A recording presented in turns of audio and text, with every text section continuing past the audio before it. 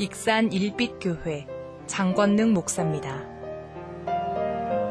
자, 오늘 정말 세상은 요동치고 두려움과 공포 속에서 떨고 있는 이때에 믿음으로 달려나와 용기 있게 하나님께 예배하는 우리 사랑하는 일빛가족과 이 방송을 시청하는 모두에게 하나님의 평강과 하나님의 위로와 하나님의 치유하심과 하나님의 회복하심이 가정 속에, 삶 속에, 이 나라 인민족 속에 경험되시기를 주의 이름으로 축복합니다. 옛날 중국 전투시대에 있었던 일이랍니다. 노나라의 한 마을에 가난한 여인이 살고 있었습니다. 그런데 이웃나라의 제나라에서 노나라를 정복하려고 이 마을에 쳐들어왔습니다. 그런데 이 가난한 여인이 황급히 한 아기를 안고 옆에는 좀 더 큰 아이의 손목을 잡고 이제 필사적으로 도망을 칩니다. 적은 점점 가까이 쫓아옵니다. 그러나 이 여자는 두 아이를 데리고 가느라 도저히 안고 손잡고 뛰다 보니까는 빨리 도망칠 수가 없습니다. 이제는 잡혔구나 싶었을 때 여자는 부득불 한 아이를 버리기로 작정을 합니다. 품에 안고 있던 아이를 얼른 버리고 옆에 있는 손을 잡고 아이를 데리고 뛰기 시작합니다. 일반적으로 생각할 때는 차라리 손목을 잡고 있는 아이를 버리고 품에 있는 갓난 아이를 안고 뛰는 게 빨리 뛸 것 같습니다. 하지만 얼마 가지 못해서 결국은 이 여인은 아이를 품에 안고 가지 않고 손에 끌고 가다가 결국은 늦게 달리는 바람에 잡히고 말았습니다. 적장이 이 여인을 잡아서 물어봅니다. 아니, 여인은 어찌하여 품에 안고 있던 아이는 내려놓고 손목에 잡고 있던 아이를 데리고 도망쳤느냐 물어보니까 이 여인이 이렇게 설명을 합니다. 내가 품에 안고 도망쳤던 아이는 내 자식이고 손목을 잡고 뛰었던 아이는 우리 집 형님의 아이입니다. 나는 누구보다도 내 아이, 내 자식을 사랑합니다. 그러나 내 아이를 돌보는 것은 사적인 사랑이고 형님의 아이를 돌보는 것은 공적인 정의입니다. 정의를 버리고 사적인 사랑을 택하여 형님의 아이를 버리고 내 자식을 구한다면 나는 좋겠지요. 그러나 그렇게 한다면 우리 집안 꼴은 어떻게 될 것이며 우리나라 꼴은 또 무엇이 되겠습니까? 이 말을 들은 제나라의 장군은 크게 감동을 합니다. 정의를 구하는 여자가 있는 도성은 쳐들어갈 수 없다. 정의를 구하는 사람이 있는 나라는 공격하지 않는 법이다. 그리고 다시는 이 여인이 살고 있는 성을, 그 나라를 공격하지 않고 철수했다라고 하는 이야기입니다. 우리가 함께 읽은 오늘 에레미야서는 BC 예수님이 탄생 전에 605년에서 BC 586년 남왕국 유다가 멸망하기까지의 직전을 기록한 내용입니다. 에레미야 선지자는 아나돈의 제사장 hil기야의 아들입니다. 그는 제사장이며 또한 선지자로 활동을 하였습니다. 에레미야의 이름은 뜻이 중요한데요. 여호와께서 던지신다. 여호와께서 던지신다. 즉 섬찟한 심판의 메시지를 담은 이름입니다. 그는 20살 때 하나님의 부르심을 받아 40년 동안 결혼도 하지 아니하고 독신으로 살면서 오직 조국 유다를 위해 자신을 바칩니다. 에레미야는 남다른 애국자의 소유자였습니다. 그러나 민족의 죄악을 적당히 얼버무리지 않습니다. 눈물의 선지자답게 민족을 향해 눈물로 회개할 것을 호소합니다. 그럴수록 그의 삶은 외롭고 소외되고 따돌림을 당합니다. 민족을 향한 깊은 사랑에도 불구하고 하나님의 심판을 선포하지 아니하면 안 되는 선지자적 사명감이 그를 더욱 힘들게 만들었습니다. 그러나 한편으로 이런 에레미야의 깊은 고뇌와 고통과 연단을 그를 위대한 영적 거인으로 만들어가고 있습니다. 오늘 본문의 핵심은 하나님께서 예루살렘의 큰 성읍에서 정의를 행하며 진리를 구하는 단 한 사람이라도 찾으면 하나님께서 예루살렘을 심판하지 않겠다라는 말씀입니다. 전 세계가 지금 공포에 떨고 있습니다. 금요 월사 기도회 때도 말씀드렸지만은 사실 신종 코로나 바이러스, 미국의 독감, 여러분 죄송하지만 장로님 기도처럼 별거 아닙니다. 그걸로 죽는 사람보다 그 위에 곳으로 죽어가는 사람이 훨씬 많습니다. 지난주 제가 신종 코로나로 죽은 사람이 중국에서만, 한국에서는 한 명도 없습니다. 걱정하지 마세요. 49명이라고 말씀을 드렸더니 끝나고 나갈 때 어떤 성도님이 목사님 56명으로 늘었습니다. 오늘 내가 또 설교 다녀오려고 전에 또 검색해 봤습니다. 259명입니다. 아마 예배 끝나기 전에 또 늘어날 수도 있습니다. 근데 그거 아세요? 미국에서는 지금 독감이 유행해가지고 1,500만 정도가 독감에 걸려서 거의 10,000명 가까이 죽어가고 있답니다. 여러분, 목사가 이런 말 하면 별거 참 조심스러운 얘기인데, 여러분, 이 신종 코로나 바이러스로 죽을 확률이 로또 당첨되는 것보다 더 어렵습니다. 우리가 조심은 하되, 예방은 하되, 관리는 하되, 여러분 영적으로 제가 조심스러운 얘기인데, 왜 이 땅에, 이 우리나라에, 전 세계에 이런 전염병들이, 이런 이해가 안 되는 신종 바이러스들이 확산되는가를 우리 믿음의 사람들이라면 영적으로 알아야 하는데, 제가 드리고 싶은 얘기는 금요일날 다 드렸고 예언처럼 말씀드렸어요. 그대로 되어가고 있어요. 결국 이런 일들을 통해서 영적인 뒤에서 배경은 뭔 줄 아세요? 교회의 예배를 무너뜨리는 게 궁극적인 목적입니다. 얼마나 좋습니까? 공공장소에 사람들 많은 곳에 가지 마라.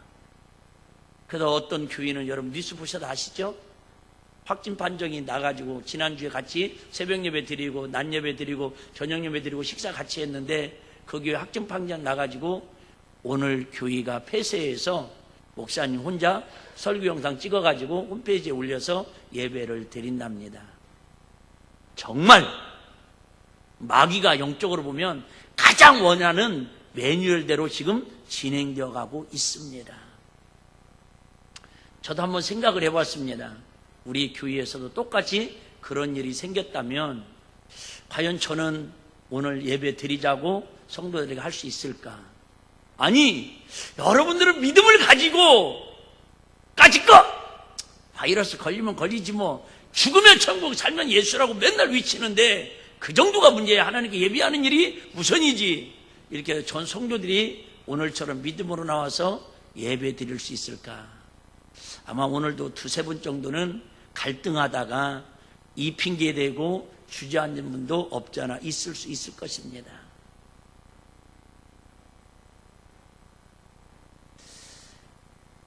그 시대나 에레미야가 활동하는 그 시대나 지금 이 시대나 저는 시대적인 죄악이 관영하는 시대는 다를 것이 없다고 성경을 해석하고 관점을 가지고 바라보고 있습니다.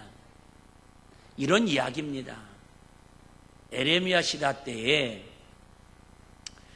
다 하나님을 섬긴다고 섬깁니다. 다 하나님 말씀대로 순종하고 믿음으로 산다고 삽니다. 근데 입술로는 다 하나님 산다고 사는데 전혀 삶으로는, 행동으로는 하나님을 의지하고 하나님을 신뢰하고 하나님을 믿는 것처럼 살지 않습니다. 2절만 한번 읽어볼까요? 그들이 여호와의 사심으로 맹세할지라도 실상은 거짓 맹세니라. 하나님을 사랑한다고 기도하고 예배하고 금식하고 헌금하고 맹세를 하지만 실제적으로 그들의 맹세는 뭐라고요? 거짓말이라는 거예요. 거짓으로 하나님을 섬긴다고 한다라는 거예요. 아시죠? 알국과 쭉정이는 여러분 탈곡마당에 들어가 보면 압니다. 탈곡마당이 뭐예요? 환난과 시험을 겪어보면 그 사람의 믿음이 진짜인지 가짜인지 알 수 있다 그 말이에요. 어쨌든 이 남유다가 하나님을 섬기는 민족이에요. 지구촌에서 가장 하나님의 사랑을 많이 받고 하나님의 부하심을 많이 받고 하나님의 이적과 귀적과 피적을 가장 많이 보여줬던 나라가 남유다 이스라엘입니다. 그런데 이 나라가 결국은 예수도 믿지 않는 아수르라고 하는 나라에 의해서 바벨론이라고 하는 나라에 의해서 남유다 북이스라엘이 완전히 나라가 멸망을 당하는 이야기가 성경의 이야기입니다. 왜 그러느냐? 그들이 군사력이 약해서 의학이 없어서 정치력이 없어서 과학이 없어서 정치인이 없어서가 아니라 왕이 없어서가 아니라 하나님을 섬기는 백성들이 1절에 보니까 무엇을 잃어버렸다고 그래요? 정의와 진리를, 공의와 진리를 구하지 않고 잃어버렸다라는 거예요. 무슨 얘기예요? 말로만 주님 사랑하지 쉽게 말하면 하나님의 윤리와 도덕이 타락되어 있다 그 얘기입니다. 조금만 문제 생기면 하나님을 쉬려는 게 아니라 문제 속에 푹 가라앉아가지고 하나님은 온데간데 없는 그런 삶을 사는 이스라엘 백성을 향해서 하나님이 뭐라고 말씀하시면 에레미야야 저들에게 위쳐라. 그라니도 지금 에레미야는 평생 40년 동안 20살에 목사로 부름받아가지고 40년을 눈물로 유다 땅을 향해서 위칩니다. 뭐라고 위칩니까? 여러분 세상에 물들지 마세요. 세상 쾌락과 향락에 빠져 살지 마세요. 언젠가 세상은 불타 없어질 것입니다. 그러니 오직 하나님만을 섬기고 말씀대로 사세요. 이렇게 위치는데도 불구하고 이스라엘 백성들, 남유다 사람들은 에레미야 선지자의 귀에 들려오지 않습니다. 오늘 본문에 말씀하신 것처럼 하나님이 참고 참다가 그 나라를 멸망하고 징계하고 저주할 것을 에레미야 선지자를 선포하는데 그래도 한번 또 기회를 줍니다. 누구처럼? 아브라함을 통해서 노대게 소돔과 고모라에 의인 몇이 있으면 열이 있으면 멸망하지 않겠다고 약속했던 것처럼 그 큰 예루살렘 성에 공의를 행하고 진리를 구하는 의인다운 의인 한 사람만 있으면 예루살렘 성을 멸망하지 않겠다고. 그런데 그 한 사람, 그 하나님이 원하는 한 사람이 없어서 결국은 그 어마어마한 남유다와 예루살렘 성이 폭삭 망해가지고 멸망당했다라는 이야기가 오늘 본문의 이야기입니다. 우리나라는 어떻습니까? 정치인들이 수가 모자라서 나라가 이렇게 힘들어합니까? 군사력이 없어서 미군이 방위비를 올린다고 해서 우리나라가 이렇게 지금 힘들어하는 겁니까? 김정은이가 우리나라에서 미사일을 시험 발사한다고 핵폭탄을 시험 발사한다고 그것 때문에 우리가 두려워서 이렇게 힘들어하고 있습니까? 신종 코로나 바이러스 때문에 우리나라가 이렇게 힘들어하고 있습니까? 제가 또 하나 예언하는데 여러분 물론 어려움이 많이 있을 거예요. 두려움을 많이 가져다 줄 거예요. 그런데 이거 몇 달 안에 몇 달도 아닐 거예요. 한 달 안에 이거 언제 그랬나는 듯이 사스 때 그랬던 것처럼 메르스 그랬던 것처럼 지나가고 말 거예요. 할렐루야. 중요한 것은 이런 기회를 통해서 저와 여러분의 믿음을 하나님이 지금 흔들어 보시는 거예요. 누구를 원망하고 불평하지 않은 게 아니라 이럴 때야말로 우리 믿음의 사람들이 기도하는 사람들이 하나님의 공의를 구하고 하나님의 진리를 구하고 하나님의 사랑을 실천할 수 있는 그런 의인을 주님이 찾고 계신다라는 것을 하나님 앞에 우리가 한번 보여줬으면 좋겠다 그 말이 할렐루야. 잠언서 14장 34절 한번 보겠습니다. 의는 나라를 영화롭게 하고 그죠? 의인은 나라를 영화롭게 하고 주는 백성을 욕되게 한다. 지구상의 모든 나라가 흥망서대를 성취를 거듭하고 있습니다. 그런데 어느 때 흥하고 어느 때 망합니까? 경제가 최고로 중요하다고 하는 시대에 살고 있습니다. 그러나 인류 역사상 가난해서 망하는 나라는 없다고 합니다. 정치도 중요하고 기술도 중요하고 자본도 필요하고 교육도 다 필요합니다. 그러나 이것이 문제가 아닙니다. 오늘 하나님께서 그토록 사랑하시는 유다를 왜 무엇 때문에 심판하시려고 하십니까? 정의와 진리를 구하는 한 사람이 단 한 사람도 없기 때문이라고 멸망의 이유를 설명하고 있습니다. 그들이 여호와 이름을 부르시지만 사실은 거짓으로 부릅니다. 하나님께서 수없는 사랑의 매를 때리시지만 얼굴을 바위보다 굳게 하여 돌아오기를 거북합니다. 바로왕처럼 마음이 팍팍합니다. 앉아서 말씀은 듣고 있는데 말씀이 귀에만 왔다가 스쳐 지나가지 가슴으로 내려가지 않습니다. 한마디로 하나님 앞에도 얼굴에 철판을 깔았습니다. 여호와의 선미라는 사람들이 하나님 법대로 살지 않습니다. 하나님의 법을 지키려고도 하지 않고 자녀들에게 가르치려고도 하지 않습니다. 심지어 나라의 지도자들이나 성직들까지도 하나님의 법을 무시하고 삽니다. 하나님의 법을 기억조차 하지 않습니다. 이것이 지금 에레미야 선지자 때에 하나님 백성들이 악하고 교만한 모습을 우리에게 설명하고 있습니다. 예수님께서 누가복음에 이렇게 말씀하셨지요. 부자가 천국에 들어가는 것이 낙타가 바늘기로 들어가는 것보다 더 어렵다. 이 말은 이런 뜻입니다. 우리나라가 부자가 될수록 예수 믿는 사람들이 점점 더 줄어든다라는 말입니다. 그러지 않아요?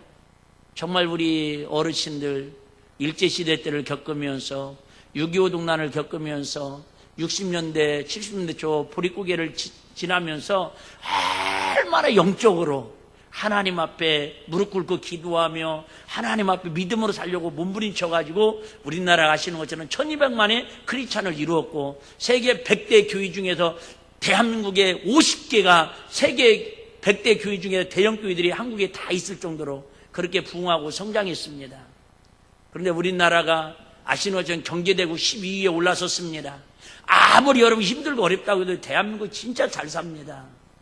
전 세계적으로 공항을 통과할 때 여권 검사할 때 아무리 미국처럼 어떤 나라도 빨리 해도 10분이 걸린답니다. 우리나라는 10주만 착 스캔 때문에 그냥 지나갑니다. 아마 제가 알기로는 대한민국 많이는 안 다니지만 하이패스처럼 차가 그냥 쉬 나는 지금도 다니면서도 내가 놀래고 있습니다. 이렇게 우리는 힘들다 어렵다 경제가 그런데도 불구하고 세계 경제대국 12위로 살아가고 있습니다. 그런데 그거 아세요? 20년 만에 30년 만에 우리 경제대국 12위로 발돋움했는데 그 사이에 우리 한국의 크리스찬들은 잘 살면 잘 살수록 크리스찬 수가 늘어났어야 하는데 반쪽 난 거 아십니까? 지금은 680만 명 정도라고 이야기하고 있습니다. 여러분 경제가 잘 살면 신앙생활 잘할 것 같죠? 그렇지 않습니다. 담임 목사로서 참 조심스러운 얘기인데요. 이런 기도 한 번씩 합니다. 하나님 정말 우리 교회 성도들을 좀 부자 되게 해주세요. 정말 우리 성도들 좀 갚고 좀 나오게 해주세요. 그렇게 기도하다가 그나이도 지금도 세상에 팔려가지고 믿음 생활 현찮게 하는데 그나마 부자 되면 한국교회처럼 하나님 모른다고 그러고 그나마 교회 주일날 오는 날도 돈 벌려고 사업장 관리하러 다닌다고 그러면 어떻게 할까? 차라리 믿음 있는 가난한 사람이 낫지 믿음 없는 부자보다는 차라리 믿음 있는 가난한 사람이 낫겠다. 그런 기도도 합니다.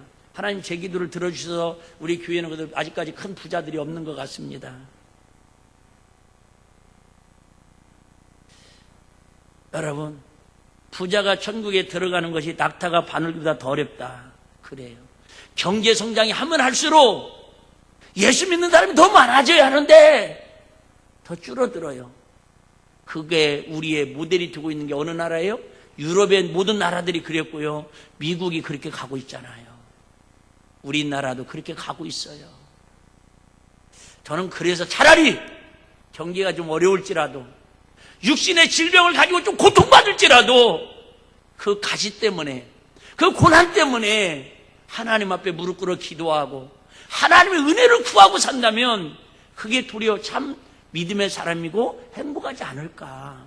그런 생각도 오죽하면 담임 목사로서 해봅니다. 근데 가슴 아픈 건 부자도 아니면서 믿음도 없으면서 이렇게 살아가는 모습들은 혹시 아닌가? 담임 목사로서 애타는 마음을 갖습니다. 우리는 부자도 아닌데 믿음도 없어. 믿음도 없으면 부자라고라도 돼야 하는데 부자도 아니야. 부자도 아니면서 믿음도 없고 믿음도 아니면서 부자도 아니고 그걸 뭐라고 그래요? 허당이라고 그러는 거예요. 저와 여러분이 허당의 신앙생활 되지 마시고 알곡신앙으로 정말로 공의와 정의를 진리를 구하고 실현하는 은혜의 주인공들이 다 되시기를 주의 이름으로 축복합니다. 그러면 공의가 뭐고 진리가 뭐가니 이렇게 하나님은 우리에게 말씀하실까? 다시 얘기합니다. 오늘 하나님께서는 정의를 행하며 진리를 구하는 한 사람을 찾으십니다. 하나님의 시각은 지식인이나 재벌이나 정치가나 탁월한 예술가나 과학자가 있어야 한다고 하지 않아요. 물론 나라에는 있어야 합니다. 하나님이 원하는 사람입니다. 정의와 진리를 행하는 사람이 필요하다고 하십니다. 자, 정의는 뭐냐면 하나님의 도덕적 기준과 윤리적 기준에 합당한 행위를 말합니다. 믿음이 아니라 믿음에 합당한 뭐예요? 삶의 행위를 얘기한다 그 말이에요. 다시 얘기할게요.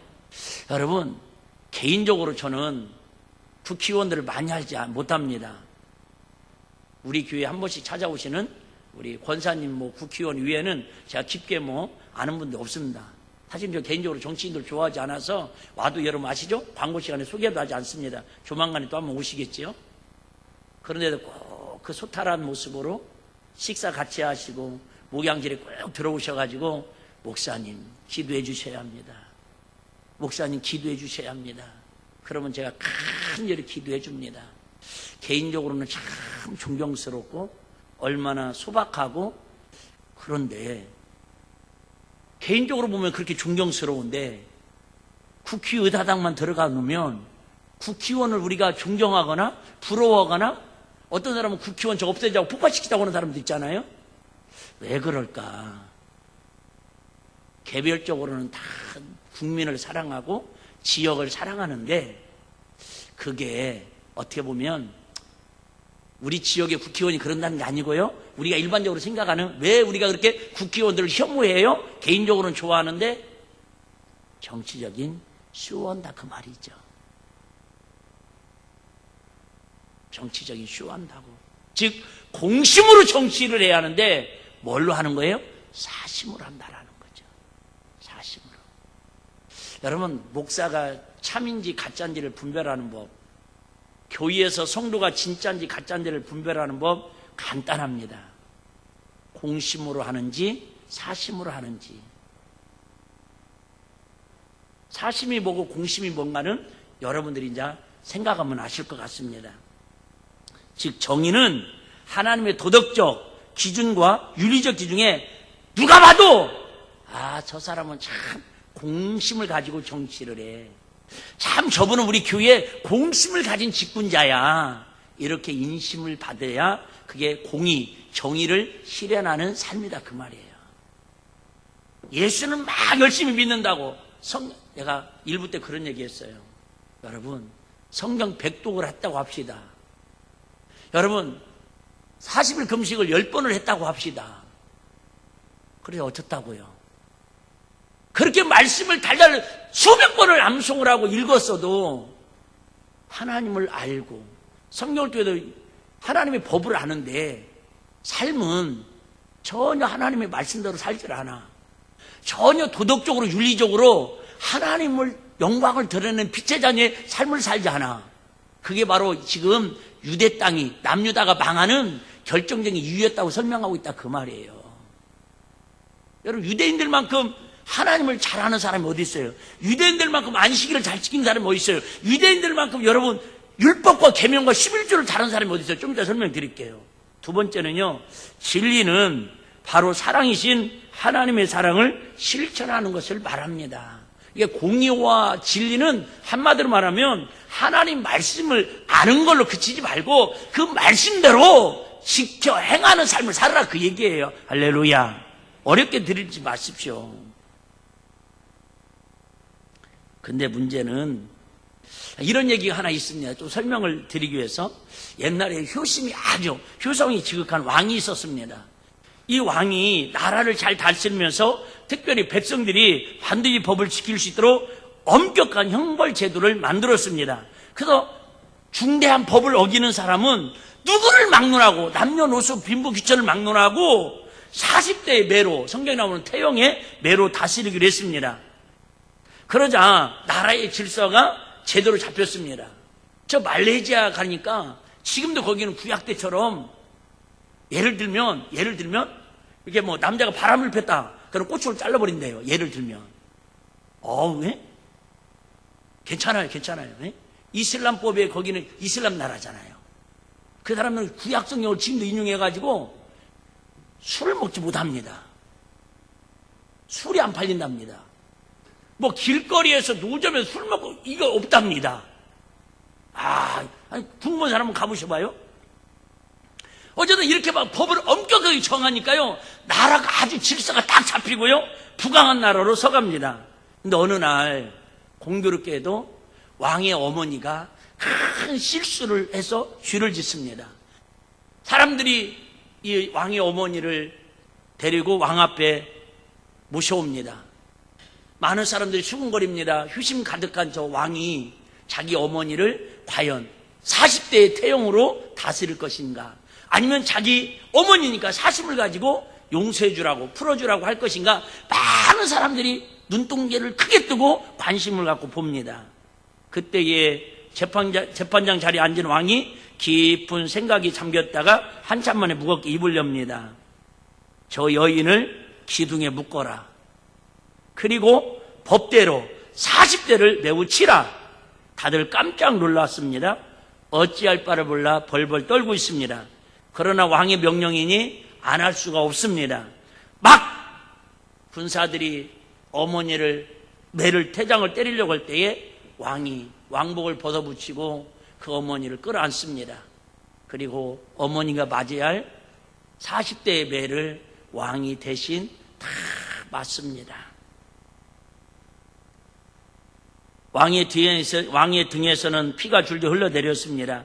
이렇게 해서 왕의 나라는 정의를 드높이 세웠다라는 이야기입니다. 이것이 바로 정의와 진리, 즉 사랑을 구하는 것입니다.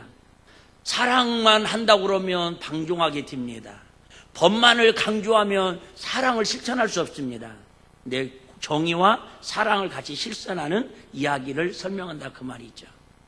하나님은 정의와 사랑이 마치 동전의 양면처럼 하나라고 말씀하십니다. 자, 그러면 하나님께서는 무엇 때문에 이렇게 우리에게 정의와 사랑을 구하라고 말씀하십니까? 즉 정의와 사랑은 하나님 나라의 최고의 강령이요 법이 때문에 그렇습니다. 공의와 정의와 하나님의 진리를 구하는 것은 뭐라고요? 하나님 나라의 최고의 백성으로 살아가는 법이기 때문에 그렇게 살으라고 말씀하셔요. 자, 우리 신약성경 한번 볼게요. 누가복음 11장 42절입니다. 어떤 분들은 목사님 율법 구약만 얘기하니까 무서워요, 맨날 혼난다는 얘기잖아요. 아니에요. 잘 들어보셔봐요. 자, 화 있을진저 너희 바리새인들이요. 바리새인들이란 말은 부벨되었다, 거룩하다, 그런 뜻입니다. 뭘로요? 그 사람들은 특별히 하나님 말씀과 계명을 지키는 일에 아주 구별된 사람들이에요. 누가 봐도 저 사람 바리새인 하면 그냥 보증수표야. 믿을 것도 없어. 그죠? 하여튼 말할 것도 없어요. 그냥 저 사람은 100% 진짜 신앙인, 이렇게 인정받은 게 바리새인입니다. 자, 바리새인 너희요, 너희가 박하와 운양과 모든 채소의 11조는 드리되. 자, 이 바리새인들은요 얼마나 철저하게, 앞에 보면 띄워주세요. 얼마나 철저하게 하나님 말씀에 순종했는지. 박하 사탕 아시죠? 그건 아니에요. 허브 종류의 풀입니다. 풀. 그냥 허브 중에 풀인데 말 그대로 박하 냄새가 나는, 향이 나는 풀이에요. 근데 이것도 재배를 해서 뭐랄까요, 나름대로 소득을 얻는 걸 농작물입니다. 농작물. 여러분 이건 귀해 안 귀해요? 흔해요. 운하라는 말은 제가 여기다 써놨는데요. 휴양이라고도 하고 강한 향이 나는 부충이나 통증에 있는 효력을, 이것도 허브 같은 그 채소예요. 채소. 아니 채소가 아니라 뭐랄까요? 그냥 식물. 근데 이런 것들은 미슈나라라고 성경을 해석하는 그런 어떤 또 이렇게 있는데요. 거기에서는 박하와 운양은 사소한 거니까, 미비한 거니까 그것은 11조로 안 드려도 된다고 법으로 정해놨대요. 이해되시나요?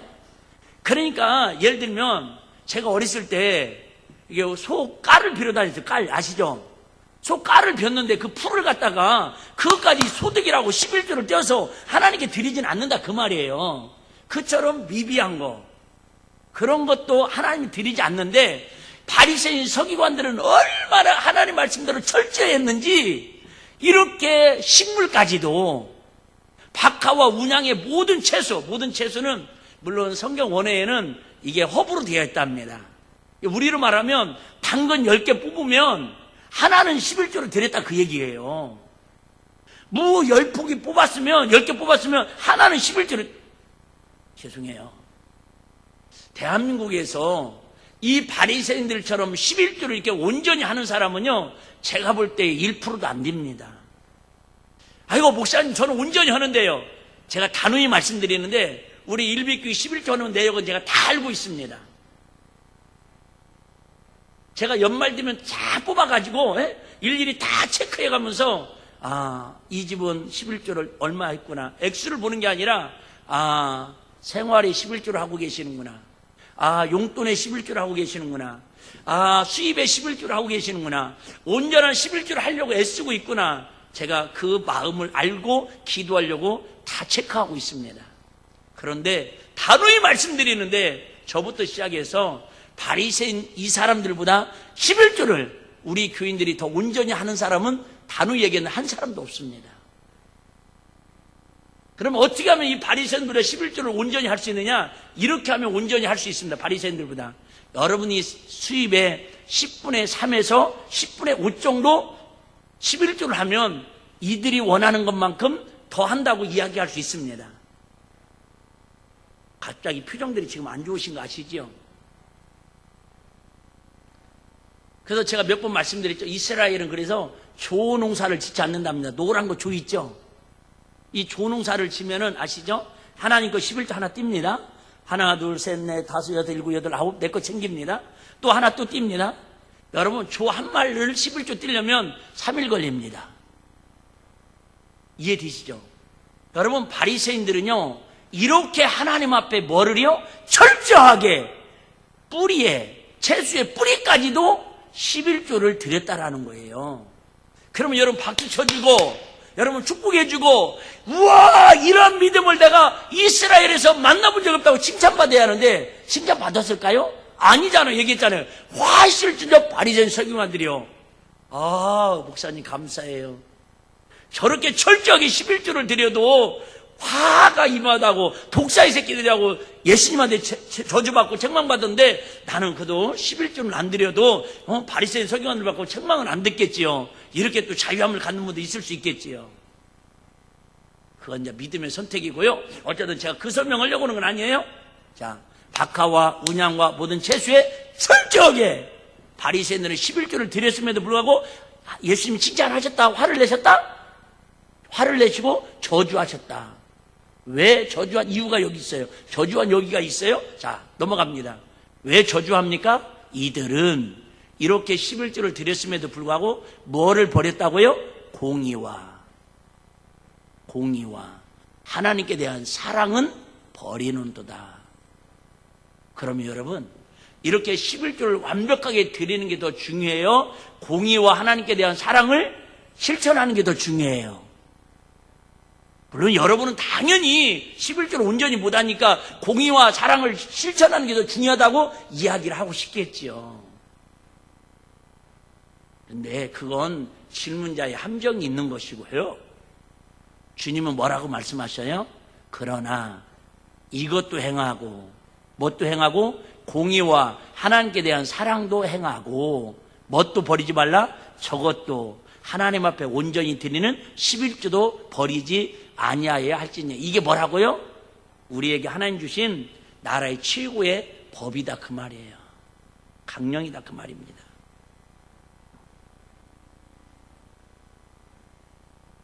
그런데 지금 에레미야 선지자 당시 종교 지도자의 백성들은 어떤 삶을 어떤 사람들이었습니까? 4절 5절 한번 보겠습니다.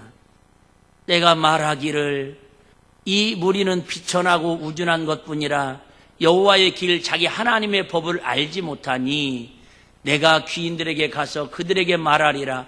그들은 여호와의 길 자기 하나님의 법을 안다 하였더니 그들도 일제히 그 멍에를 꺾고 결박을 끄는지라. 정의와 사랑, 이 하나님의 법을 알지 못하는 자들입니다. 지도자들은 하나님의 정의와 사랑의 법을 안다고 큰소리치지만 사실은 황수가 멍에를 꺾고 결박한 걸 끊어버리고 주인에게 달려들듯이 정의와 사랑을 무시하고 하나님께 달려드는 사람들입니다. 그러므로 하나님께서는 이들 모두를 마치 사자나 일이나 표범 같은 맹수들이 사람을 찢듯이 유다를 처참하게 심판하겠다고 하고 계십니다. 바로 이런 모습이 지금 이 나라 이 민족의 한국교회에 팽배해 가고 있는 그런 모습이 아니냐 그 말이죠. 말로는 하나님 사랑한다고 사나 죽으나 주를 위해 살겠다고 고백은 하면서도 조금만 어려움이 오면 하나님 있는지 없는지 관심도 없이 필요할 때만 하나님을 부르시고 내가 힘들고 어려울 때는 또 하나님은 온데간데 안개처럼 사라지는 그런 하나님을 우리가 의식하고 살아가는 건 아닌지 한번 생각해 보자 그 말이죠. 자, 여러분 그렇다면 왜 우리가 하나님 나라의 최고의 법인 정의와 사랑을 구해야 합니까? 1절 한번 봅니다. 시작. 너희는 예루살렘 거리로 빨리 왕래하며 그 넓은 거리에서 찾아보고 알라. 너희가 만일 공의를 행하며 진리를 구하는 자를 한 사람이라도 찾으면 내가 이 성을 사하리라. 멸망하지 않겠다 그 얘기입니다. 그렇습니다. 하나님께서는 하나님 나라의 최고의 법인 정의와 사랑을 실천하는 사람에게 소망을 두시기 때문입니다. 하나님께서 소망을 두고 계신 사람들을 통해 하나님은 일을 하기를 원하십니다. 우리가 가장 먼저 하나님의 정의와 사랑을 구해야 하는 것은 하나님께서 그런 사람에게 소망을 두십니다. 여러분 4.15 이제 우리 국회의원 선거도 해야 하는데 여러분 우리가 힘들어요. 근데 과연 저들이 사심이 아니라 이력이 아니라 정치력이 아니라 공심을 가지고 하나님의 정의와 사랑을 실현할 수 있는 그런 정치인들을 우리가 분별해서 국회로 보낼 수 있다면 이 나라가 얼마나 행복한 일이겠어요. 그 내놓는 대안은 저와 여러분들이 예수 똑바로 잘 믿어서 이런 사람들이어서 정말로 세상 곳곳에서 영향력 있는 크리스찬들이 나와야 한다 그 얘기예요. 할렐루야. 근데 이미 우리한테 늦은 사람들이 많잖아요. 그래서 우리 다음 세대의 희망을 걷자 그 말이에요. 시편 37편에서는 다윗은 이렇게 고백합니다. 25절에서 29절 제가 한번 읽어드리겠습니다. 내가 어려서부터 늙기까지 의인이 버림을 당하거나 그 자손이 결식함을 보지 못하였도다. 저는 종일토록 은혜를 베풀고 꾸어주니 그 자손이 복을 받는도다. 악에서 떠난 선을 행하라. 그리하면 영영이 거하리니 여호와께서 공의를 사랑하시고 공의를 사랑하시고 그 성도를 버리지 아니하시미로다. 저희는 영영이 보호를 받으나 악인의 자손은 끊어지리로다. 의인이 땅을 차지하며 거기 영영이 거하리로다. 그래요 여러분. 한마디로 의인의 삶은 공의를 실천하는 삶은 하나님이 어디를 가든지 구걸하지 않게 하시고 빌어먹지 않게 하시고 하나님이 영영토록 거하게 하시고 자녀들과 자손들을 복주시고 책임주신다 그 말이 할렐루야. 이 나라 이 민족이 재앙을 이길 수 있는 것은요 물론 우리가 그저 백신도 발견하고 여러분 우리가 의학적으로도 많이 더 앞서가는 것도 필요하지만 정말 영적으로 중요한 건요 하나님의 사람들이 이 나라의 보물이 되어서 하나님의 공의와 정의와 진리를 실천하는 빛과 같은 소금과 같은 크리스찬들이 벌떼처럼 일어나야 한다 그 말이 할렐루야. 그런데 마귀는 그런 교회를 지금 무너뜨리려고 법적으로 모든 환경을 다 동원해가지고 지금 영적으로 교회를 유린하고 있다 그 말이에요. 이런 거 앞에 우리가 영적으로 깨어서 기도하고 속지 않아야 하는데 교회들이 제일 앞장서서 겁먹고 있네. 교회들이 제일 앞장서서 믿음의 사람들이, 기도해야 할 사람들이 제일 벌벌 떨고 있네. 그러면 우리가 어떻게 하면 하나님의 공의와 사랑을 구할 수 있습니까? 마태복음 6장 33절입니다. 잘 아는 말씀이죠. 시작. 너희는 먼저 그의 나라와 그의 의를 구하라. 그리하면 이 모든 것을 너희에게 더하리라. 그렇습니다. 하나님의 구원을 받은 우리의 삶이 우선순위 첫 번째가 바로 공의와 사랑을 구하는 것입니다. 그래요. 제가 월삭 기도회 때 말씀드린 것처럼 믿음의 기도는 하나님의 기적을 일으키는데 그 믿음의 기도 중에 두 번째 마지막으로 말씀드렸죠. 여러분 위하여 하는 기도 할렐루야. 나라를 위하여, 국민들을 위하여, 이 세계와 성교사들을 위하여 내 사적인 나 잘 먹고 잘 살고 건강해달라고 내 자식 잘 되게 해달라고 기도하는 게 아니라 하나님의 공심을 가지고 중보하는, 도구하는, 위하여 하는 기도가 하나님 나라를 위하는 공의와 진리를 구하는 기도다 그 말이 할렐루야. 언제까지 어린아이처럼 밥 주세요, 빵 주세요, 나 똥 쌌은 게 기저귀 갈아주세요 이런 기도, 이런 사랑 하지 마시고 이제 좀 더 우리 일빛교회가 18세면 여러분 아시죠? 이제 선거권도 나오잖아요. 우리 교회도 드디어 3월 1일이면 선거권이 나온다니까. 이제 어린아이 신앙 아니고 우리 교회는 아시죠? 개척할 때부터 우리 교회는 개척교회 아니었잖아요. 개척교회라는 것은 누군가로부터 지원을 받아야 개척교회인데 저는 정말 하나님께 감사한 건요. 3번 제가 개척을 했는데 아직까지 한 번도 공식적으로 노인이나 개인적으로나 10원짜리 한 번 공식적으로 지원 받아본 적이 없어요. 할렐루야. 그것도 감사하지 않아요? 근데 우리가 또 안 나눠주느냐? 아니잖아요. 나눠줄 거 다 나눠주고 있잖아요. 할렐루야. 선교할 거 다 하고 있고. 여러분 그나마 우리 일빛교회를 이만큼이나 하나님 사랑해 주시고 하나님께 우리 성도들을 통해서 부흥성장해 하시는군요. 그래도 담임 목사가 우리 교회만 채우려고 하지 않고 우리 교회만 여러분 그죠? 구하지 아니하고 그래도 대한민국을 어떻게 한번 기도원을 살려보겠다고 10세대간 한국교회를 한번 불씨라도 되어서 작은 불씨라도 한번 되어보겠다고 세계에 나가 있는 선교사님들의 선교사에게 우리 한번 동참하겠다고 마음이라도 갖고 위하여 기도하니까 하나님이 먼저 그 나라 의를 구하는 그 사랑을 보시고 우리 교회를 하나님 이렇게 붙들어 주시고 큰 대과 없이 하나님 인도해 주고 가시잖아요. 할렐루야. 그게 저는 감사해요.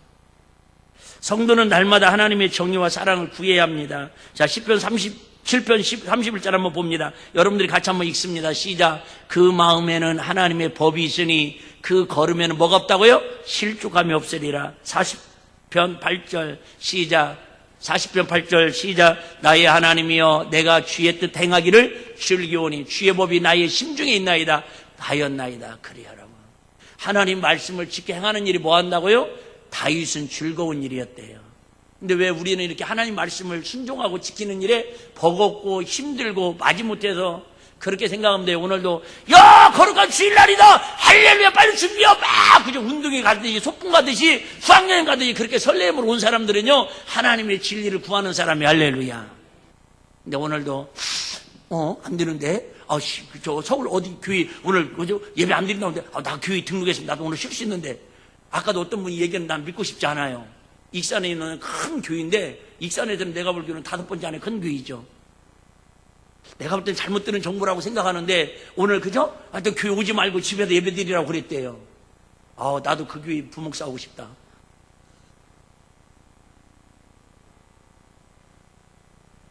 여러분 오늘도 교회를 오는데 그런 두려움 가운데 갈등 가운데 도살장에 끌려가는 소처럼 양처럼 오늘 와 있다면 죄송하지만 아직 그분은 진리를 구하며 하나님 말씀 앞에 즐거워 말씀으로 나가는 사람은 아니다 그 말이에요. 목사님 그럼 어쩌라고 나들어요. 여러분 그 마음을 깨닫고 주의 은혜를 구할 때에 그 마음이 바뀌어지는 은혜가 있을 줄로 믿습니다. 우리가 잘 아는 요한 웨슬레 목사가 87세 때 내일 모레 죽어야 할 목사님이 알렉산더 메저라는 분에게 이런 편지를 썼답니다. 죄 말고는 두려울 것이 전혀 없는 하나님 말고는 원하는 것이 전혀 없는 그런 전도자를 내게 100명만 붙여주십시오. 그 사람이 성직자이든 평신도이든 관계하지 않습니다. 그런 사람이 알아야 지옥의 문을 부술 수 있고 지상에 하나님 나라를 건설할 수 있기 때문입니다. 뭔 말인지는 모르겠지만 진짜 멋있는 말이에요. 다시 한번 읽어드릴게요. 죄 말고는 두려울 것이 전혀 없는, 하나님 말고는 원하는 것이 전혀 없는 그런 전도자를 내게 100명만 붙여주십시오. 그 사람이 목사든 성직자든 평시도든 관계하지 않겠습니다. 그런 사람이야만이 지옥의 문을 때려 부술 수 있고 이 땅에 하나님 나라를 건설할 수 있습니다. 할렐루야. 이런 사람이 공의와 진리를 실천하는 사랑의 사람이다 그 말이에요. 빌그램 목사님도 이런 얘기를 했답니다. 전적으로 하나님의 정의와 사랑을 구하는 사람 700명만 내게 주십시오. 하나님의 정의와 사랑을 구하는 사람 700명만 있으면 그 넓은 미국은 산다고 합니다. 그렇습니다. 지금 우리나라는 부자가 없어서, 정치가가 없어서, 학자나 기술자가 없어서, 주의 종들이 모자라서 문제가 아닙니다. 진정으로 하나님의 정의와 사랑을 구하는 사람이 없어서 문제라고 성경 우리에게 해답을 방법을 알려줍니다.